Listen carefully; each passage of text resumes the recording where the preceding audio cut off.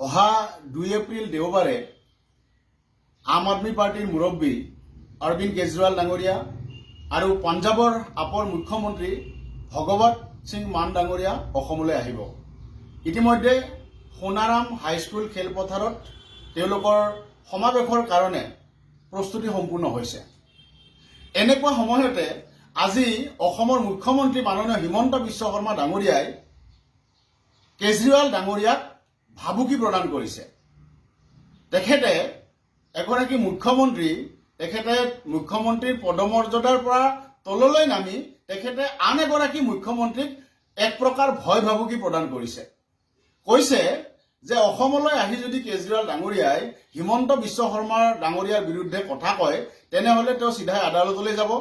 তাতকৈ এধাপ ওপৰলৈ গৈ তেখেতে কৈছে যে মনীষ চিচোদিয়াৰ দৰে অৱস্থা হ'ব কেজৰিৱালৰ। তাৰমানে কি, মনীষ চিচোদিয়াকতো ভুৱা গোচৰত গ্ৰেপ্তাৰ কৰি জেলত সোমাই ৰাখিছে নৰেন্দ্ৰ মোদী চৰকাৰে।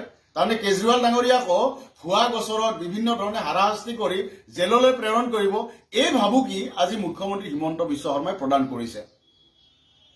সম্পূৰ্ণৰূপে হিটলাৰৰ দৰে কথা কৈছে মুখ্যমন্ত্ৰী হিমন্ত বিশ্ব শৰ্মাই। এগৰাকী ফেচিবাদী, এগৰাকী ফেচিষ্ট শাসকৰ দৰে কথা কৈছে হিমন্ত বিশ্ব শৰ্মা ডাঙৰীয়াই। এখন গণতান্ত্ৰিক দেশত এই ধৰণে এগৰাকী মুখ্যমন্ত্ৰীয়ে আন দুগৰাকী মুখ্যমন্ত্ৰীৰ কথা এনেধৰণে ক'ব নোৱাৰে। ভাৰতৰ সংবিধানখন কেৱল বিজেপিৰ মুখ্যমন্ত্ৰীৰ কাৰণে নহয়, ভাৰতৰ সংবিধানে একোগৰাকী মুখ্যমন্ত্ৰীক যিমান ক্ষমতা আৰু অধিকাৰ প্ৰদান কৰিছে সেইটো কেৱল হিমন্ত বিশ্ব শৰ্মা বা বিজেপিৰ মুখ্যমন্ত্ৰীৰ কাৰণে দিয়া নাই, আপৰ মুখ্যমন্ত্ৰীৰ কাৰণে সমানেই অধিকাৰ আছে। বেলেগ এখন ৰাজ্যত গৈ সেই ৰাজ্যত চলি থকা শাসন ক্ষমতাৰ অনিয়ম অবিচাৰৰ বিৰুদ্ধে, দুৰ্নীতিৰ বিৰুদ্ধে এগৰাকী মুখ্যমন্ত্ৰীয়ে গৈ কথা ক'ব পাৰে।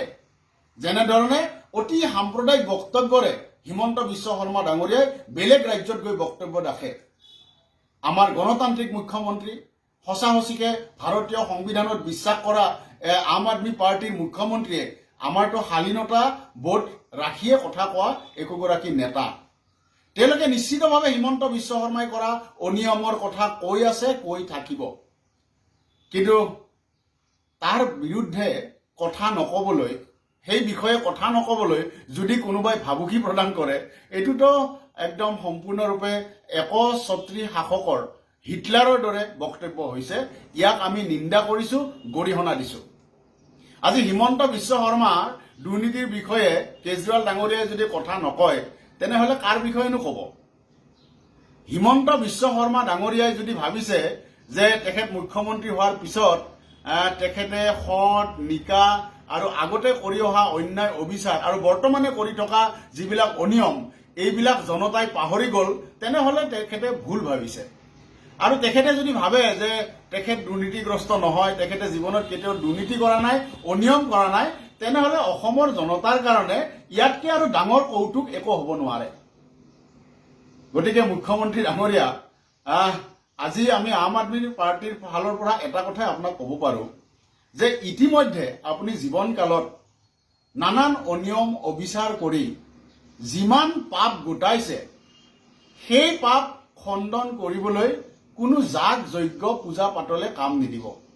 হাজাৰ পূজা পাতল যাগ যজ্ঞ কৰিলেও আপুনি পূৰ্বতে কৰি অহা পাপৰ পৰা কেতিয়াও মুক্তি নাপায়। কিন্তু এগৰাকী মুখ্যমন্ত্ৰীয়ে আন এগৰাকী মুখ্যমন্ত্ৰীক দিয়া সাংবিধানিক অধিকাৰৰ কথা আপুনি পাহৰি নাযাব, কাৰণ জনতা জনাৰ্দন এতিয়া লাহে লাহে জাগি উঠিছে আৰু অনাগত দিনত ইয়াৰ ফলাফল আপুনি পাব।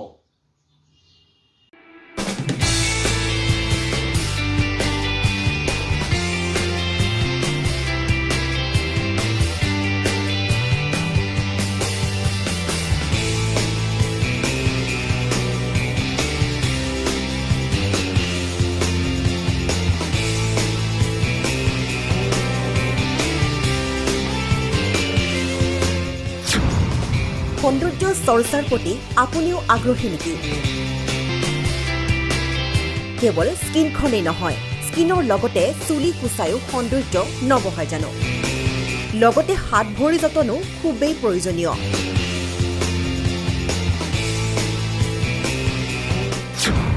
মুকলি হ'ল জেনাৰ্ড বিউটি ষ্টুডিঅ' এণ্ড স্পা চালুন, য'ত এভেইলেবল ভিন্ন facilities. Spa treatment, hair service, waxing, pedicure, manicure, facial treatments, bridal makeup, fish pedicure, steam bath.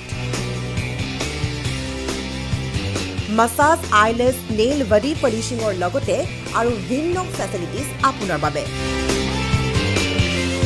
Gotike deri kihor আজিয়ে ভিজিট কৰক